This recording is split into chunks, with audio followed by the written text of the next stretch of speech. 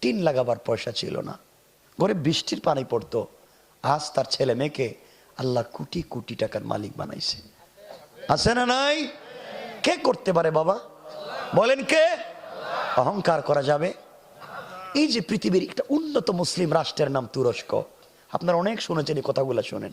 পৃথিবীর মুসলিম রাষ্ট্রের একটা উন্নত, যেটা ইউরোপীয় ইউনিয়নের অন্তর্ভুক্ত হতে চায়, নেটোর সদস্যভুক্ত দেশ। আর 100 বৎসরের মুসলিম সালতানাত যেখানে ছিল, সেই তুরস্ক কয়েক সেকেন্ডের ভূমিকম্পে তছনছ হয়ে গিয়েছে। ঠিক না? কি হয়ে গেল?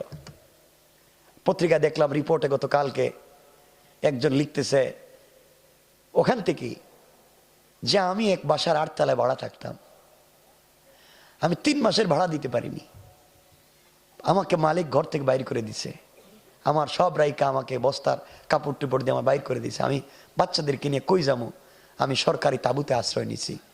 আজকে দেখি আমার এই মালিকও আমার তাঁবুতে আশ্রয় নিছে। কি বুঝলেন? বাড়িওয়ালার বাড়ি ভেঙে গিয়েছে, সেও তাঁবুতে আশ্রয় নিছে। রব সব করতে পারে। এই জন্য আমি ছোট মানুষ, আমার কথাগুলা মানবার দরকার নাই, কিন্তু আমার কথা তো আমার না, কোরআনের রবের কথা। আল্লাহর ওয়াস্তে রব বলতে চায় সব ক্ষমা করে দিতে পারি, অহংকার ক্ষমা করতে পারি না। এজন্যে মুআল্লিমুল মালাইকা শয়তান আযাজিল ফেরেশতাদের শিক্ষক ছিল, একটা অন্যায় করছে, রব বলেছেন ফাখরুজ, বের হয়ে যা, ফাইন্নাকা রাজিম, বের হ। অভিশপ্ত জালেম শয়তান কতদিনের জন্য? ইলা ইয়াউমিদ্দিন, ইলা ইয়াউমে ইউবাসুন, একবার হিসাবের দিন পর্যন্ত, কিয়ামতের দিন পর্যন্ত বের হয়ে যা। আমার সামনে তুই ভাব ধরস, আমার সামনে। এই জন্য এগুলো করবেন না বাবা। আজকে যে রমজান আসছে, আমার লজ্জা হয়, আমার দেখতেও কষ্ট হয়। এক মায়ের 2 ভাই, ভাই তাকে 10 তলায়, আরেক ভাই তাকে গাছ তলায়। নাই নাই? কেন এগুলা হবে? আপনার ঘরে 10টা আইটেমের ইফতার, 15টা আইটেমের সেহরি, আর আপনার পাশের ঘরের বাচ্চারা কাঁদতেছে পানির গ্লাস হাতে নিয়ে, খাবার নাই। আফসোসের দুনিয়া। কোথায় ছিল ইসলামের সামাজিক শিষ্টাচার? আর কোথায় নিয়ে গিয়েছেন আপনারা? আর কেমনে ভাব ধরে বলেন জান্নাতে চাইবেন? আমাদের ভাব ধরা হয়েছে কি? কেউ রাগ করেন, আপনাদেরকে রাগ করার জন্য বলতেছেন, এটা উদাহরণ দিতেছি মাত্র। এই যে আপনারা যে ভাবসাব ধরছেন, এটা ওই ব্যক্তির মতো, এক বেচারা মদ পান করতেছে। মদ পান করা কি? সবাই বলেন না? মদ পান করতেছে। তো এই যে মদ পান করতেছে, মুস এইভাবে ধরছে, মুস এভাবে মদ খাইতেছে। একজন বললেন, ভাই তুই মদ খাইতেছিস, মুস এইভাবে ধরছিস কেন? কেউ ওয়াজে শুনছি মুস বিজাইয়া কিছু খাওয়া মাকরু। মুস বিজাইলে মাকরু, আর মদ খাইলে কি হয়? কত বড় শয়তান চিন্তা করছেন নি? মাকরুও করে না। কি ভাবসাব ধরছে, মাকরুও তিনি করেন না। আমাদের ভাবসাব আগে এটাই, আমরা মাকরু কামও করি না। এজন্য আল্লাহর রাস্তে আমরা ভালো হয়ে যাই ইনশাআল্লাহ। গুণ বলার কথা ছিল 4টা, আমি কথা বলতেছি একটায়। এখন আপনাদেরকে যদি বলি অহংকার করলে ক্ষতি কি, অহংকার ছেড়ে দিলে লাভ কি? 2টা ইতিহাস ইসলামে আছে। অহংকার করলে কি হয়, ছেড়ে দিলে কি হয়, 2টা ইসলামে আছে। আমি এটা আজকে বলতে গেলাম না, শুধু বললাম অহংকার করব না। 2 নম্বর গুণ বলি, আমরা রাইকা দিব। আল্লাহর গোলামের 2 নম্বর গুণ, কথাগুলো দিল দিয়া শোনো। আমার আল্লাহ বলছেন, ওয়াইদা খাতাবাহুমুল জাহিলুনা ক্বালু সালামা।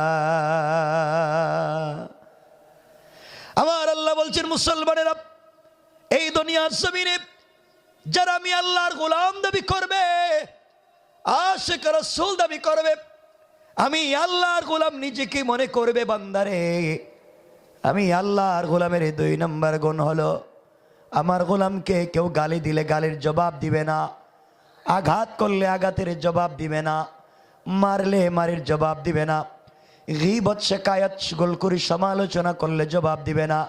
বরং আমি আল্লাহর গোলামকে কেউ যদি গালি দেয়, আমার গোলাম গালির জবাবে গালি না দিয়া ওই ব্যক্তির জন্য শান্তি আর সালামতির দোয়া করে যায়। পড়েন সুবহানাল্লাহ। সুবহানাল্লাহ আসতে বললেন, আরো জোরে বলেন। তাহলে আল্লাহর গোলামের 2 নম্বর গুণ, গালি দেওয়া যাবে। আসতে কোন কেন আপনারা দেননি না? তা রাস্তাঘাটে গালি গালাজ করে কেটা? সব দেখতেছি ফেরেস্ত হয়ে গেছে আজকে।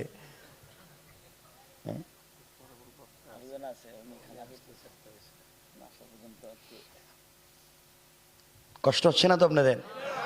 আল্লাহর গোলামের 2 নম্বর গুণ, গালি দেওয়া যাবে। আসতে কয় কেরে? খুব মনোযোগ দিয়ে শুনেন এখন কি বলতে চাই। এখন কয়েক মিনিট মনোযোগ দেন, হয়তো লাইফ চেঞ্জ হয়ে যাবে। আল্লাহর গোলামের 2 নম্বর গুণ, গালি দেওয়া যাবে। গালি দিলে বিনিময়ে শান্তির দোয়া করবেন, সালাম দিবেন ইনশাআল্লাহ। বলে না ইনশাআল্লাহ? একটা হাদিস বইলে দিই। কয়টা হাদিস?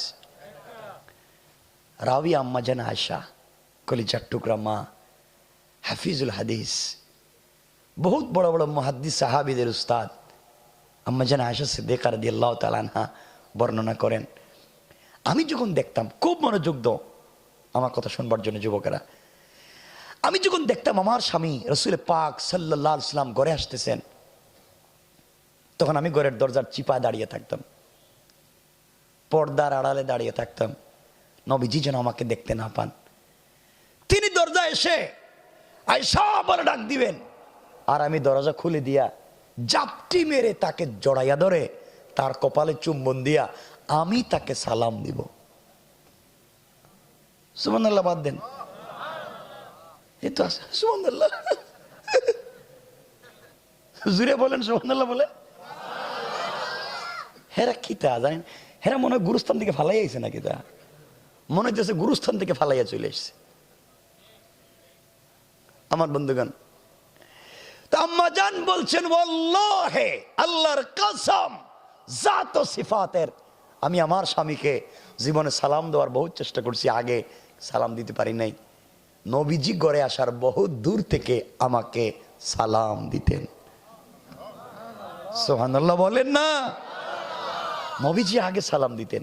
এখানে আমরা 3টা শিক্ষা পাইলাম। কয়টা? 1 নম্বর, নবীজি বাহির থেকে এসে ঘরে সালাম দিতেন।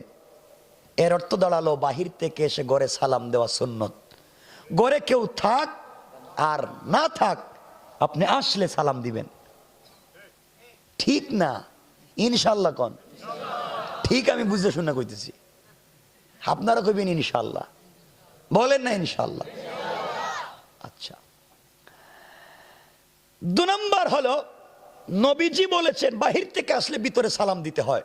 অর্থ দাঁড়ালো টিচার স্টুডেন্টকে সালাম দিবেন, উস্তাদ ছাত্রদেরকে সালাম দিবেন। ছাত্ররা সারাদিন ক্লাসে বসা থাকে, উস্তাদ বাহির থেকে ক্লাসরুমে আসেন। তাজিমের মাসালা বাদ দেন, হাদিস দেখেন, বাহির থেকে আসলে ভিতরে সালাম দিতে হয়।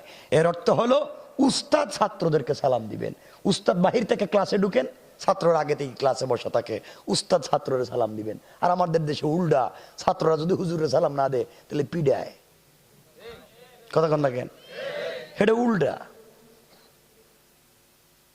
3 নম্বর, আমার রাসূল সর্বপ্রথম তিনি নিজের স্ত্রীকে সালাম দিয়েছেন, আম্মা জান আয়েশাকে সালাম দিয়েছেন। এর অর্থ দাঁড়ালো স্বামী স্ত্রীরে সালাম দিয়েছেন। হ্যাঁ, স্বামী, কথা কন না কেন? স্বামী স্ত্রীকে সালাম। তাহলে বোঝা গেল বাহির থেকে আসলে স্বামী বউরে সালাম দিবে। কারণ আপনারা কোন দেননি, একটু মিথ্যা কথা কইবেন না। সালাম দেননি কোন? দেন না কেন? কথা কয় না, দেন না কেন? কথা কয় না কেন? এরা বলছি সালাম দেন না কেন? বউরে সালাম দেন না কেন? এটা কোন? লজ্জা পায়, লজ্জা। আর বউরে পিড়াইবার সময় লজ্জা কই যায়? এমন পিডানি দে শুনছি বৌরে আজকালকে, কি কইতাম। একজন আমারে কইতেছে বৌরে, আর একজন পিটাইতে পিটাইতে বৌরে কইতেছে তুই আমারে আব্বা কো। বউ মায়ের খাইতে খাইতে কইতেছে তোর পায়ে ধরে তুই আজকের থেকে আমার বাপ, আমার সাইডে দে। হ্যাঁ, বন্ধু বান্ধবের কাছে গিয়া কয় তোমরা আমার চিনোনি, আমি কে? বউরে বাপ ডাকাইয়া সাইডে দিছি। শয়তান আল্লাহর কাছে আল্লাহ আমার শয়তান বানায় লাভ হয়েছে কি তা? এই কামটা তো আমিও করি নাই। এগুলো আছে না নাই? আহা, যাই হোক, বউরে সালাম দিবেন। বুঝলাম না, বউর কথা কইতে কোন আসতে কয় কে? এতক্ষণ জোরে যারে সব কথা কইছে, বউর কথা কইতে আসতে কয়। সালাম দিবেন। যে মুরব্বীরা হাসতেছে, হেরা চিন্তা করতেছে 60-70 বছর গেছে গা, বউরে সালাম দিলাম না। আজকে যদি সালাম দিই তো বউ কইব বুড়া কোন কাম গড়াইছে আর আমার সালাম দিতেছে। সালাম দিবেন। আরে বাবা, আল্লাহ পাক হাদিসে কুদসিতে বলেছেন যেই ঘরে স্বামী স্ত্রীকে সালাম দিবে, স্ত্রী স্বামীকে সালাম দিবে, এই ঘরে আমার আল্লাহ 91 থেকে 100টা বারাকাতের দরওয়াজা খুলে দিবেন। দিবেন না কেন সালাম? ইনশাল্লাহ আজকে বাসায় গিয়ে সালাম। বাচ্চারা কইতেছে ইনশাল্লাহ। হেরা বিয়ে করতে আরো 30 বছর বাকি আছে, বিয়ে করতে পারবো কেন হেডি জানে না। সালাম দিবেন তো? আজকেই বাসায় গিয়া দরজায় দাঁড়াইয়া বলবেন বউ আসসালামু আলাইকুম ওয়া রাহমাতুল্লাহ। বউ কইব মা এই বুড়ারে আজকে কোন ভূতে ধরলো, জীবনে সালাম দেয় না, আজকে দেখি সালাম দিতেছে। আপনি বলবেন ভূতে ধরে নাই, হুজুর ওয়াজ করছে আর আমি সুন্নত আদায় করছি। ইনশাআল্লাহ বলেন ইনশাআল্লাহ। সালাম দিবেন না। কিতা কয়? সালাম দিয়েন বউরে ইনশাআল্লাহ কোন। কেন বউরে সালাম দিতে সমস্যা কি? দেয় না তো, দিবেন তো? আমি খবর লইব দিতেছেন নি সালাম। হাদিসের বাকি অংশটা বইলা দিই, খুব চমৎকার কথা। ঘরকে সুন্দর যদি করতে হয়, মাঝে মাঝে বাসায় গেলে বউরে নিজের হাত দিয়া মুখে উঠাইয়া খাওয়াইয়া দিয়েন। মানে কি তা? একজন দুইজনে কয় কে রে? আর এটা হাদিস, এটা সুন্নাহ, রসুল খাওয়াইতেন। সামাইলে তিরমিজি বাংলা পাওয়া যায়, দেখেন না কইলা হাদিসে। খাওয়াইবেন তো না? জোয়ান হেরা তো খাওয়াইতো না আগে। হেরা তো আছে তাদের মোটর সাইকেলের পিছনে বল্টুর বউরে নিয়া, তাহলে মেয়েরে নিয়া জায়গা এই পার্কে। এই রাস্তাতে অনেকগুলো আছে দেখছি, কত সুন্দর সুন্দর, পানির তলে গাছের তলে অন্ধকার। আমি কি তারে অন্ধকার লাগে কে রে? মিট মিট করে বাতি জ্বলতেছে। আমি বললাম এটা কিটা? কয় এটাই তো রেস্টুরেন্ট। বললাম অন্ধকার কেন? কয় অন্ধকারে খাইবো। মানুষের লাইট জ্বালাইয়া খায়, এখানে অন্ধকারে খায়। কত বড় শয়তান চিন্তা করছেন। এই জন্য খাওয়াইবেন তো ইনশাল্লাহ বউরে মাঝে মাঝে। আরে বাবা, আমার রসুলের ঘরে টাকা পয়সা ছিল না, প্রেম মোহাব্বত ভালোবাসা ছিল। এই জন্য রসুলে পাকের ঘর থেকে জন্ম নিয়েছেন হজরতে ফাতেমা, খাদিজার ঘর থেকে জন্ম নিয়েছেন হজরতে ফাতেমা। আর তোমার আমার ঘরে টাকা আছে, পয়সা আছে, প্রেম মোহাব্বত ভালোবাসা নাই। এই জন্য তোমার আমার ঘর থেকে জন্ম নেই ইয়াবা বাবা আর বল্টু মিয়া। কথা কন?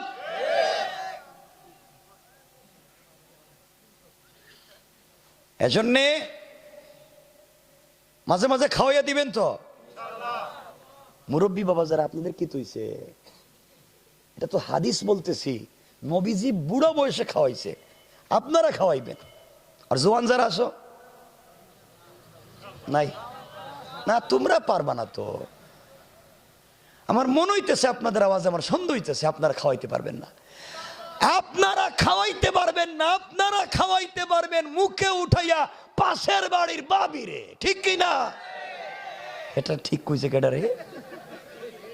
খারাপ কাজ রে কইছে ঠিক, ভালো কথা কইছে কিছু কইল না, খারাপ কয় ঠিক। ভালো হয়ে যাও। কি হয়ে যাও? মানে থাকবে তো, ভালো হয়ে যাও, ভালো হয়ে যাও। আমার রাসূল সাল্লাল্লাহু আলাইহি ওয়াসাল্লাম জোহরের সালাত পড়ে বাড়িতে ঢুকতেছেন। দরজায় গিয়া দেখেন আম্মা জান আয়েশা সিদ্দিকা রাদিয়াল্লাহু তাআলা আনহা ঘরের ভিতরে কাপড় পরতেছেন। নবীজি বলেন, আয়েশা তুমি তো কাপড় পরতে পারো না। আম্মা জান আয়েশা বলছেন, ইয়া রাসূলুল্লাহ, আসমানের নিচে জমিনের উপরে আল্লাহর পরে যার স্থান, সেই বিশ্ব নবী সরকারে কায়নাত দু জাহানের সরদার রাসূল পাককে আমার স্বামী বানিয়েছেন, তো আপনি তো আমারে কোনোদিন কাপড় পরাইয়া দিলেন না। নবীজির বড় কষ্ট লাগছে।